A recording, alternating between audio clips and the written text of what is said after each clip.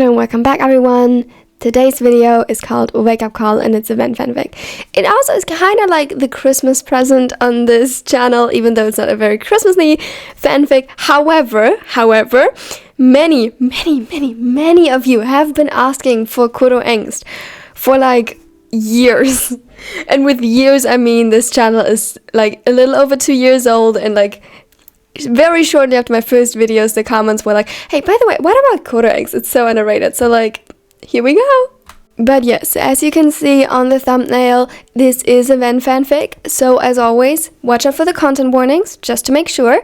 And now, to all of you who wanted this, I hope you enjoy, and I hope you have great holidays despite all the angst.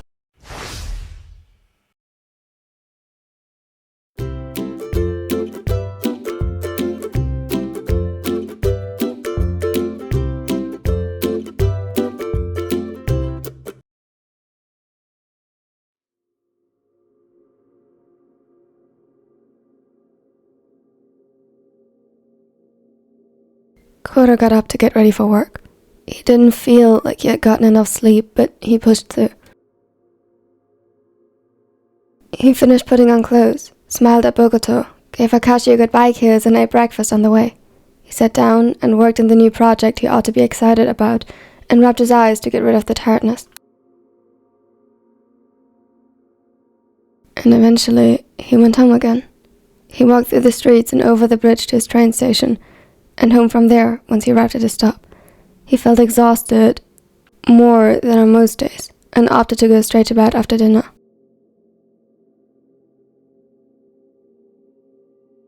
The next day he slept longer than usual. He felt worse. Getting up was a fight, as if his muscles had been replaced by lead, and he struggled to make sense of it. When he managed to get to his feet, he was late and had to rush. He went to work, still lacking the excitement that usually inhabited his thoughts, and tried focusing on the project at hand. When he went home, through the streets, over the bridge, and taking the train, he barely took notice of his surroundings. He felt utterly exhausted and again went to bed early. He wasn't hungry today. The next day, the same thing happened, and the day after that, and the day after that one. No matter how much he slept, he felt exhausted through and through. Everything from working to simply brushing his teeth began to feel tiring. He tried keeping his head up high and figuring out what exhausted him so much, but came up empty-handed. Perhaps it was just the season, or a bad week. It would pass. If he just continued, it would pass. He tried eating healthier and accompanied Bogoto to the gym once, but after that left him feeling hollow and weak. He didn't try again. He started dreading going to sleep no matter how exhausted he was, because going to bed meant having to get up in the morning again. And at the moment, he couldn't imagine a task more straining than that. He was tired. The color consistently drained from his surroundings, and he didn't know why. Breathing became harder, as if the air had gotten weighed, and he was too exhausted to feel joy. When he was praised for his work, or when Bogoto won his match, or when Akashi got a promotion, or when Kenma noticed that he seemed fatigued and made him his favorite snack. Guilt assembled beneath his skin, crawling into his bones and blood and claiming his heart. He should feel happy for them. He loved them. They were the most important people in his life, yet how come their accomplishments and care only caused him to feel more exhausted at having to smile for them? Since when did being happy for them feel like a chore? Why?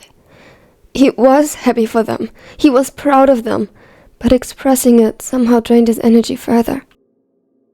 He followed the same path down the streets he had taken day in and day out. The grey houses passed in a lifeless manner, and he paid them little mind. His phone lit up with a notification from Kiji asking him when he would be home, and suddenly his steps came to an end.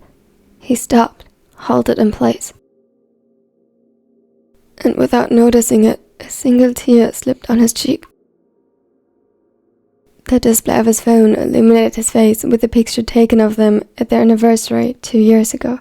He was smiling brightly as he had an arm slung around Bogoto's shoulder, where Kenma kissed his cheek and Akashi took the photo, his arm extended. He knew it was one of the happiest memories of his life. It was a fact that was ingrained into his brain, yet when he looked at the picture, it seemed far, far away. The emotion was unable to reach him. When he thought back and looked at the memory, he felt like a bystander. The warmth didn't reach him. As his display turned black again, he saw his own reflection, lifeless and cold. When had he become like this? When did he stop feeling? When did his world turn cold? Why? His life was perfect. He wasn't lacking anything. He was content. He still loved them the same, just as much as when he first fell for them. More even now that he knew their hearts better than his own. He had a stable job he usually enjoyed, a stable home, was always loved and supported, so why was this happening? What was he doing wrong? They didn't deserve this. They were always there for him, yet recently he spent less and less time with them, too exhausted to pretend he was fine, too exhausted to give them what they deserved. He took a deep, shaky breath and proceeded. Weeks had passed like this, but eventually it had to get better, right? If he just held on, if he just kept moving forward, eventually he'd have to find back to himself. Didn't he? Every step felt more damning, but he moved. One step after the next, he moved. He walked home like every day, clinging to the hope that tomorrow a speck of color would return to his world, something he could hold on to. Tomorrow came and went. After 3 more days, he stopped looking around for light and just followed his routine, the paths he had laid out in his head, blindly. The sky was grey that evening, or maybe he had just lost the ability to see the blue beyond. He couldn't tell. He didn't look up anymore. He arrived at the train station and waited. The shadow around him turned into an odd background noise, quiet and yet deafening. From the corner of his eye, he saw the train and... Jump.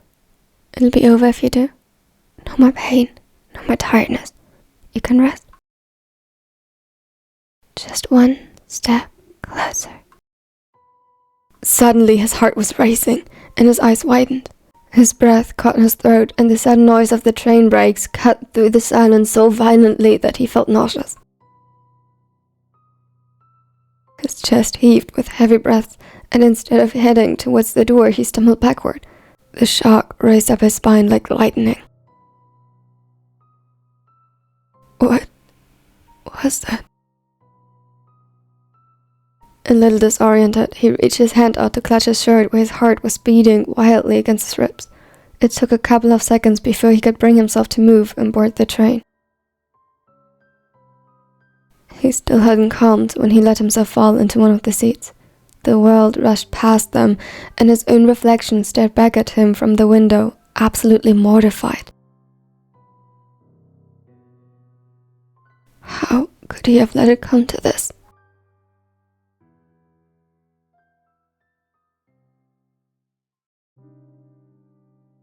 The door clicked shut behind him with an almost deafening sound. His heart was still racing, and he knew he was at his breaking point. He couldn't go on like this. He waited too long already. Tears stung in his eyes, and he let his back collide with the door. It was overwhelming.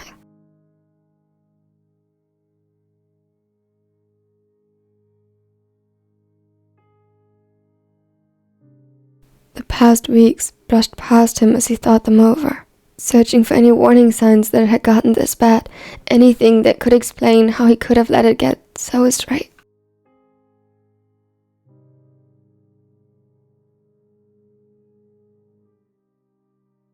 How many times had he stood at a crosswalk, hoping a driver would slip, mess up, and accidentally hit him? How many times had he glanced into dark alleys and taken detours home, slightly pondering the likelihood of getting robbed? What was it all for?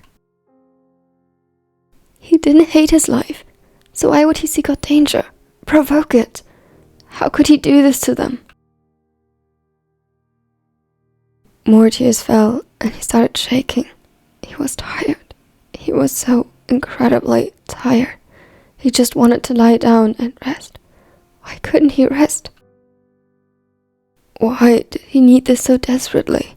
He had everything, so why? It wouldn't be fair for him to take a break. He shouldn't need a break. His breath caught in his throat again, and with shaking hands, he fought himself up from where he had sunken down against the door, took off his shoes and jacket, and dropped his back. He stepped into the living room and found Bokuto deeply invested in watching TikToks on the couch. It usually would have coaxed a smile out of him how the toddler tilted his head in concentration and frowned, trying to decipher what was going on. But of course, it didn't. Kotaro. The name felt so familiar yet foreign on his tongue. His own voice sounded foreign to him. Oh, Tetsu! Come here, you need to see this. Tetsu? He stopped himself as he saw him. His eyes widened and his movements first slowed down before he grasped the full extent of what was going on and rushed over to him.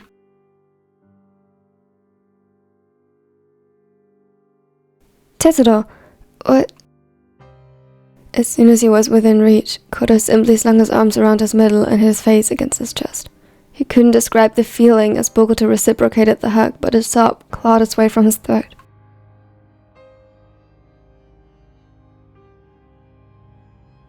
It was like opening the floodgates, and suddenly he was crying, sobbing and falling apart in Bokuto's arms.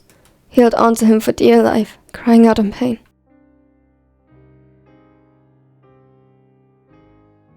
This whole time he had been feeling numb, but it was as if against all logic, that absence of everything, including pain, was in and of itself painful.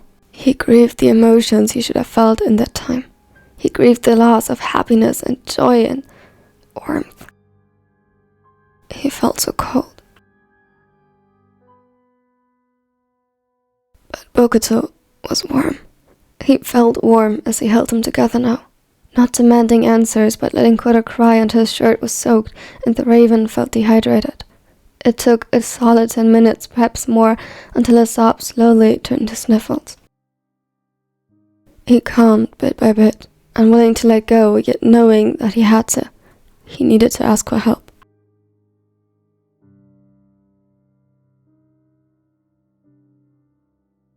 Ko, I need to talk to you, all of you. He felt Bokuto nod and slowly separate them, causing his chest to constrict. It helped that he didn't let go of him immediately. He kept his hand on his shoulder as their eyes met.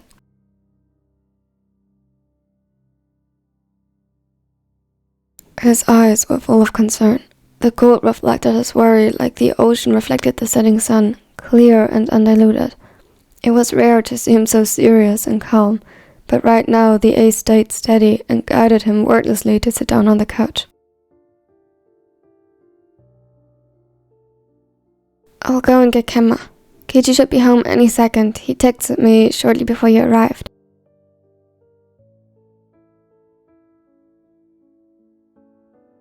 Kuroo nodded, his throat tightening again. He had to talk to them, but he wasn't even sure he could do that much.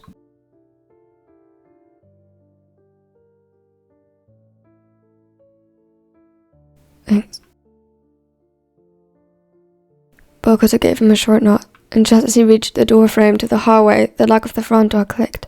Akashi's timing was impeccable.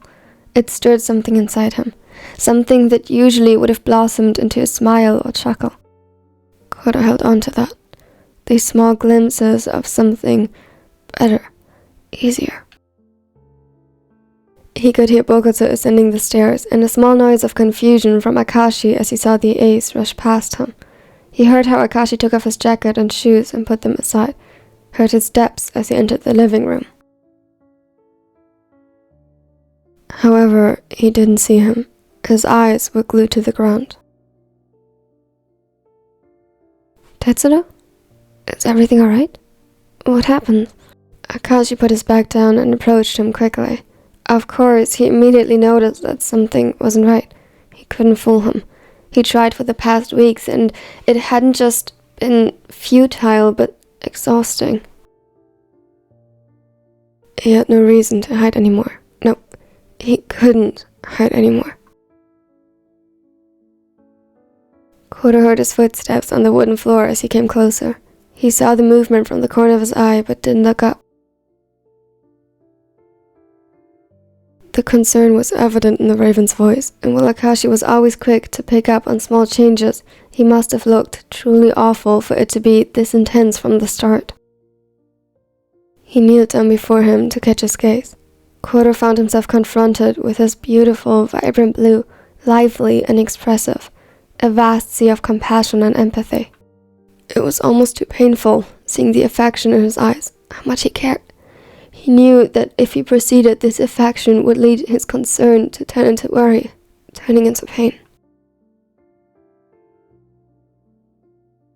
He didn't want them to hurt because of him.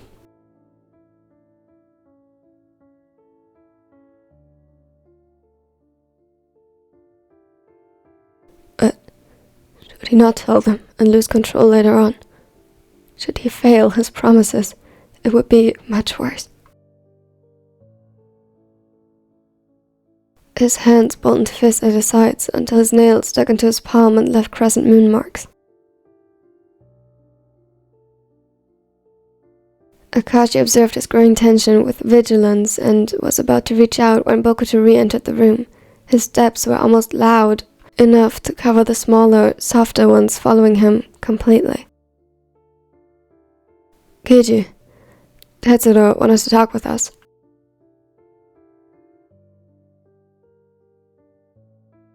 Akashi frowned.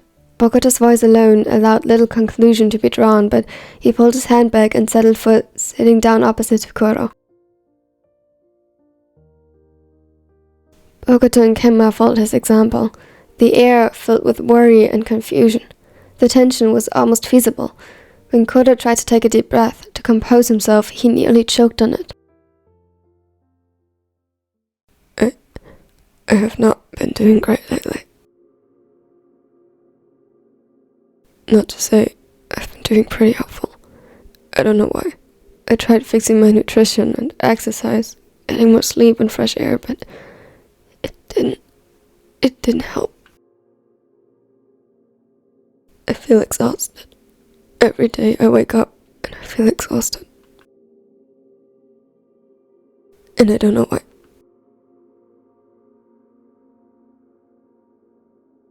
His voice broke, and he pulled in another shaky breath to keep on talking.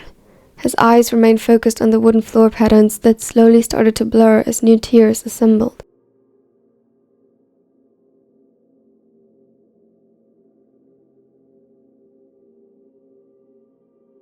I feel awful, because I have everything I could ever wish for, but somehow I still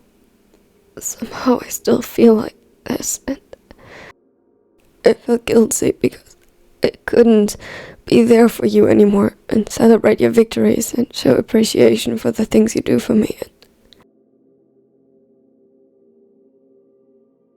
He gulped, struggling to continue. In the silence, he could hear his heart beating in his chest and his blood rushing through his veins.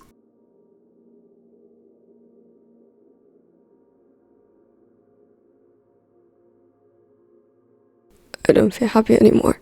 When I do things I used to enjoy, and that it hurts. I'm just tired.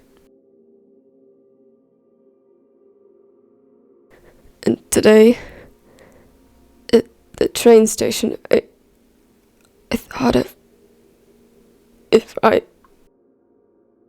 The words felt like lead in his mouth, and with every word his throat seemed to constrict tighter and tighter, and his breathing accelerated to compensate.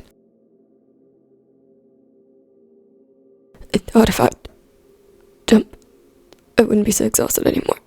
That I could finally rest and...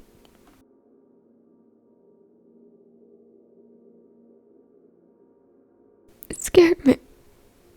I don't want to feel like this. There was a sharp intake of air, though he didn't know from whom. He still refused to look up as new tears fell from his cheeks onto his hands. He didn't bother wiping them away. I need help. I thought it would pass, but it didn't, and I can't do this alone.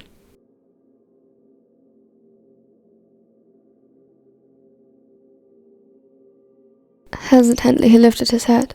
The shock was evident on their faces, accompanied by the exact pain he wished he could have avoided. The silence weighed heavy in the air.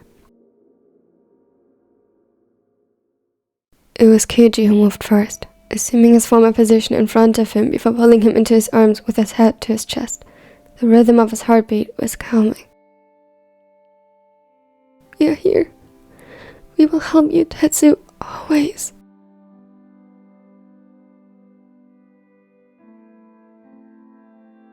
His voice was thin, but the promise rang true and as certain as the break of dawn.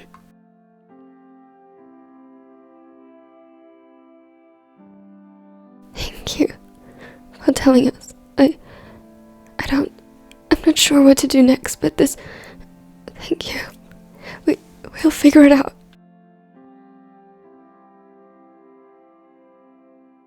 Kuroo could feel him shaking slightly as he held onto him tightly. "Do you still feel like that?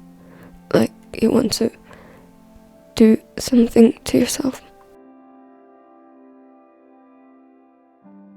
Akashi flinched in his arms as the meaning of Kemma's question rang through to him, and he tensed as he waited for Kuroo's reply. Kuroo wished he could have given them a straight answer. The no was already on his tongue when he stopped himself. Right now, no. He wanted to stay here with them. But what about in an hour? Or when they'd go to bed and the darkness would take hold of him again? These thoughts came so suddenly, so unpredictably, that he hesitated. He didn't want to follow through with them, but after realizing how many times he had wished for an accident to occur, something that wouldn't put the blame on him, so casually that he considered it normal, he didn't trust himself anymore. "I don't know." It were probably the hardest words he ever said in his life, and the effect was instant. Akashi's breath hitched, and he could see Bokuto gripping the armrest of the couch until his knuckles turned white. Kemma nodded slowly, his eyes glossy as if he was dissociating. He was almost too calm. "I have a suggestion. If you can, please consider it seriously." He looked at him and wiped his eyes quickly while Akashi sat down beside him, not to block his sight and give Kemma his full attention as well.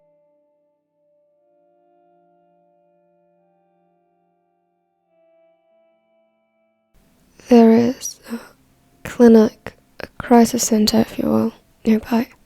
Tender recommended it to me. They take other patients too, but mainly they have a big psychiatric department."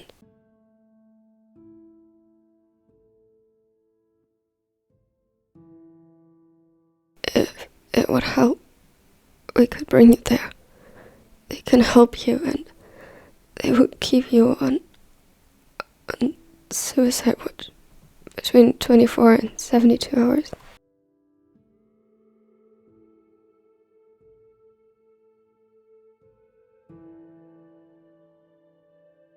Kemma struggled to articulate the words properly, and Kuroo could see him clutching his hands tightly. "They might be able to help you better than we can, and they can help you find a therapist, and..." He wiped his tears away again and sniffled, drawing in a shaky breath. "I think that would be a good idea." Bokuto looked pale, his eyes a little unfocused. Kuroo wasn't sure how to feel about it. He wanted to stay with them, but he knew it wasn't fair to put this burden on them. As if reading his thoughts, Akashi squeezed his hand reassuringly. "Tetsu, we will be right here, supporting you in whatever is best for you. We won't send you there if you think it's unnecessary or feel uncomfortable with it."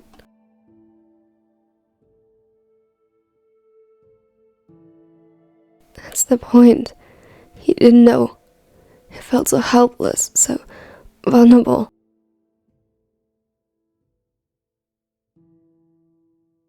He had no clue what to do.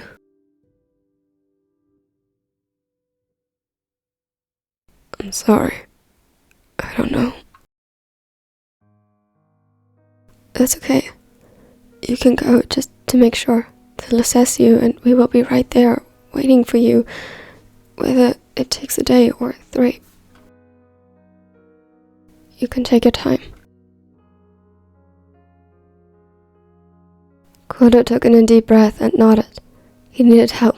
This was for the best. Are you sure? He nodded again. I don't want you to worry about me. I don't want to get better, so if this helps.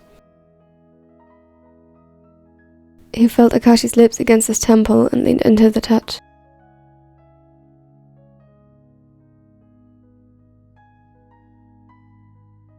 If it doesn't, we will get you out of there right away.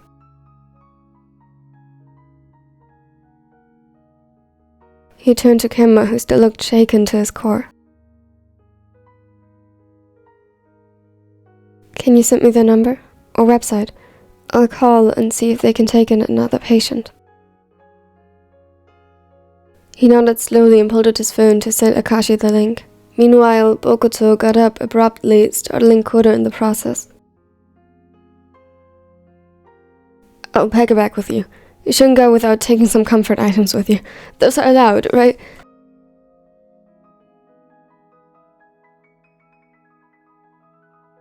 He looked lost, and it broke something inside him seeing the ace so distraught.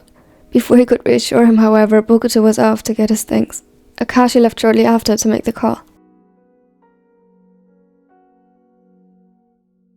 Slowly, Kemma got up and took Akashi's place by his side, coaxing him to rest his head on his shoulder, and Kuroo gladly accepted. The smaller brushed his fingers through his hair and scratched over his scalp. Tetsuro, thank you for telling us. I mean it. That was really brave. Doesn't feel like that. No, I assume it doesn't.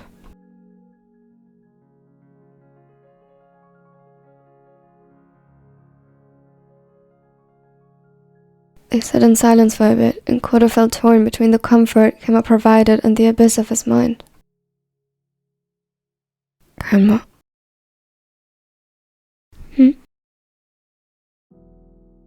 Why did Tendo-kun recommend the clinic to you? Oh. Haikyuu. You already know I'm not always mentally stable, and, well, if I ever relapsed like the last time, I wanted to make sure to have a plan, you know. I didn't want to leave you with nothing, not knowing what to do. Kuroo nodded slowly. You know this is not a bad thing, right? He looked at him confused. I mean, it sucks, and you shouldn't have to feel like this, but it doesn't make you a bad or lazy person, and going there and asking for help, it's good. You are strong for not trying to deal with it alone when you don't have to. Thanks, Kemma.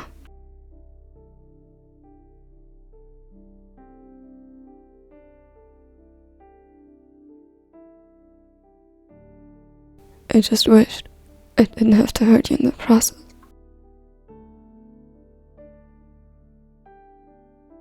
You don't. Tetsu, it's not you that is hurting us. You being hurt hurts us because we care about you. But that's not your fault, and you don't have to apologize. They looked up at Keiji as he returned and put the phone into his back pocket. The clinic is awaiting you. They said that the exact procedure will be explained to you once you arrive, but it is essentially what Kemma said. You will be put on a 72-hour suicide watch, and should you prove stable, it can be arranged for you to leave earlier. Kuroo nodded in understanding, still uncertain, but more determined now. I got your things. Not sure you'll be allowed to keep all of them, but hey, I packed some of my hoodies as well, so you'll have something familiar to cuddle.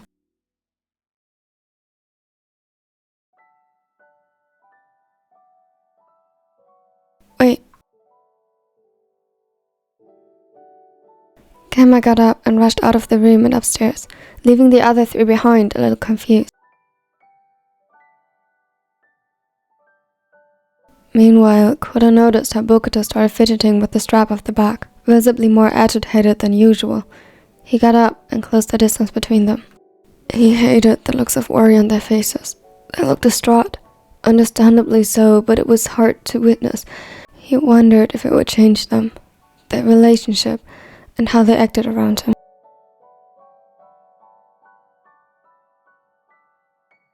He was scared of what would happen next, but he was even more scared of things staying the same, so when he took the bag from Bokuto's hands, he offered a small smile and a kiss to the cheek.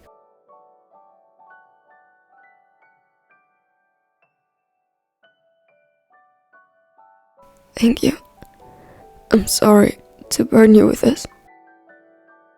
Bokuto shook his head, and from the corner of his eye he could see Akashi frown in disapproval of his statement, and a small sound left his throat akin to a chuckle. I couldn't do this without you. I want to get better for you. Not to take an easy way out, but to really get better. I love you. Tetsu. He was pulled into Bokuto's arms with force and crushed in his embrace, but it felt good.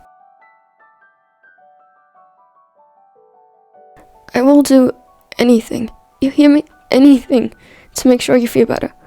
I love you, and I'm scared, and I don't want to lose you. And I know that you're scared too, so just look out for yourself while you're away, yeah?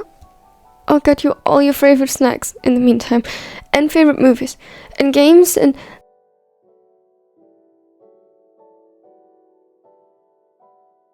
He hiccuped, and Kuroo felt the familiar pressure of tears building up again, yet it was bittersweet. His heart swelled with the love it held for them, and he just knew, with them by his side, he could make it through this. He had to make it through this, if only to make them smile again. Any reason that would make him take another step, wake up another day was good, a perfect reason, and they were nothing short of perfect. Living, even if for a moment it was only for them, was worth it.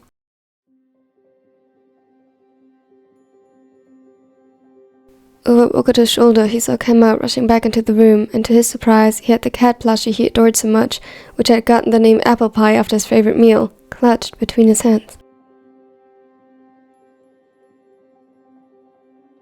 Take them with you.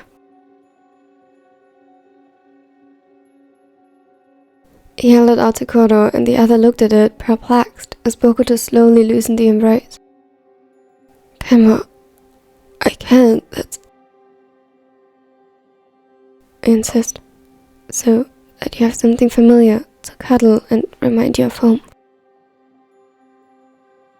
But you need it to feel comfortable. He knew how much Kemma needed certain routines and habits to stay the same throughout his day. How certain things had a set place they couldn't leave, and how Kemma clung to certain items that brought him comfort, apple pie being one of them. I need you. If you're not home, I won't be able to be completely comfortable either. So if this helps you come home faster, it's worth it. And I still have Ko and Keiji to help me, but you won't have to go there alone. I have familiar things, so take this one with you.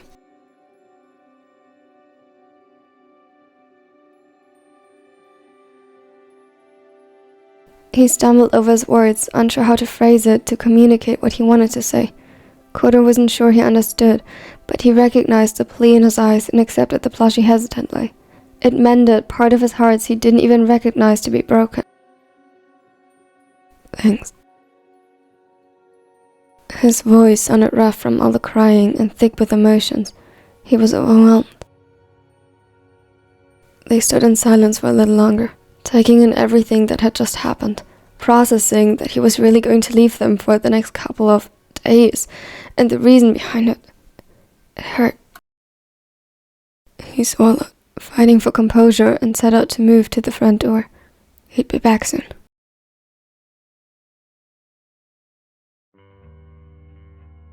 The drive to the hospital was silent. Kuroo had sat down in the back seat with Bokuto beside him. They held hands, and Kuroo held onto apple pie tightly, holding it close to his heart.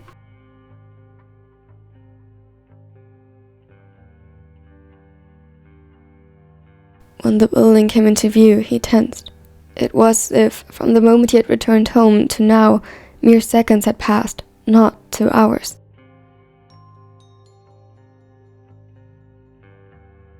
He grasped Bokuto's hand tighter, who in response soothingly wrapped over his arm.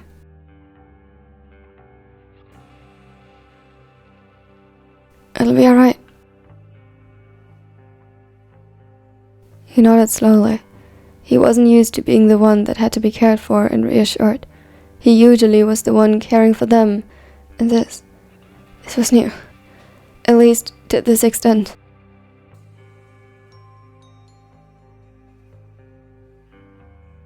He wasn't used to being the uncertain or anxious one, and yet, today everything seemed to be crashing down on him.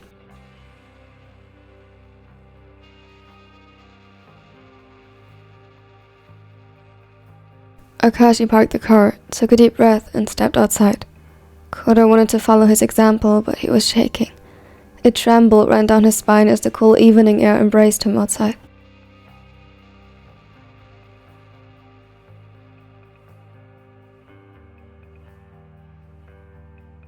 Ready? He nodded and was about to take the bag from Akashi, but Bokuto was faster. He grinned to lighten the mood as he shouldered it, and they walked toward the entrance. It looked like a normal hospital at first glance. Nothing more, nothing less.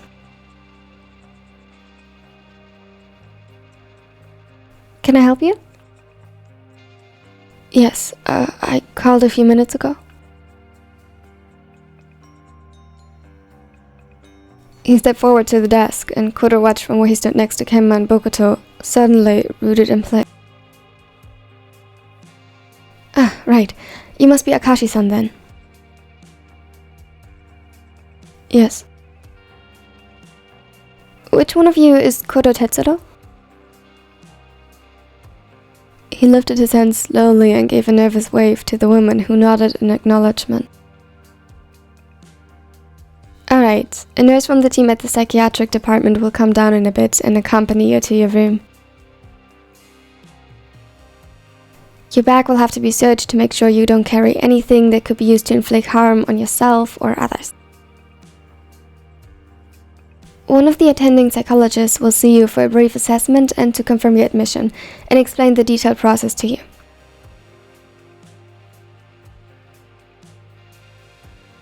Any further information will be given by them or the attending nurses, though considering the time, you will probably be brought to your room afterwards.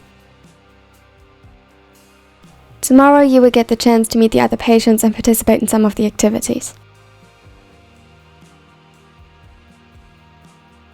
It sounded all odd to him, almost like a training camp with added security and psych evaluations, though he was glad that she presented it matter-of-factly, simple yet welcoming. He gave a small bow and thanks before turning to his boyfriends again. This was the hard part. He has to say goodbye for now. It's only for a few days. You'll be out of here before you know it. Kuroo gulped as he saw the tears glistening in the sea blue eyes. He reached out to cap Akashi's cheek and leaned down to kiss him goodbye. Then he turned to Kenma, who looked like he wanted to say something but couldn't, and simply opted to hug him and hide his face against his chest.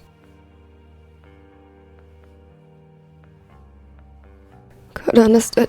He felt his throat closing again and reciprocated the gesture wordlessly. It all happened so fast.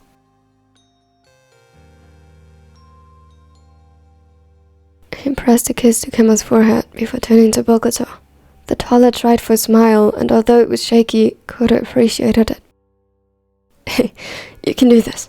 If you survived watching out for a bunch of cats during training camp and enduring me on top of that, this is gonna be a piece of cake. He chuckled and Kuroo nodded. Yeah, though I think Haikyuu did most of the actually watching out. He gave him a brief smile before kissing him goodbye as he noticed a nurse approaching from the hallway to the left. In a desperate attempt to win a little bit more time, he pulled all three of them into a big hug and held on to them tightly.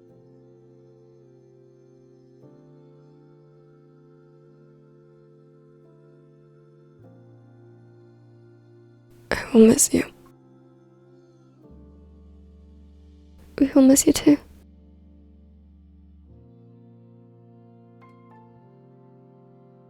When they separated and Kuroo was guided down the hallway, the nurse appeared from before.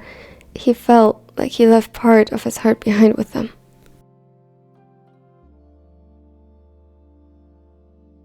It was only a couple of days. He'd be home soon.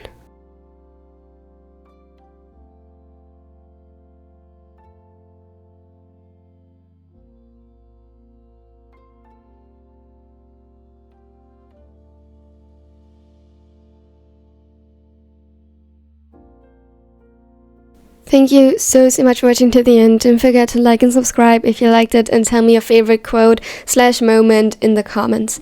This was a lot heavier topic, as all fanfics are, but I hope to those of you who wanted Kuroo Angst that you liked it, and if this is not the Kuroo Angst you wanted, tell me which Kuroo Angst you wanted in the comments. Also, tell me if you want a second part, a little bit about what Kuroo experiences in the clinic and who would he meet there. Interesting questions all around. Here are the names of the nerdy neckos who support this channel so much. Thank you so much for supporting me. Here are my other social media. I'm currently working on transcribing all my fanfics to Wattpad and AO3. So tell me which one of those I should do in this different medium. And now I hope you have a wonderful and amazing day, and I hope you have great holidays for all those of you that celebrate holidays. And for the rest, just have a great day. Step 4. Everybody just do your thing. Wake up. Today's gonna be a good day.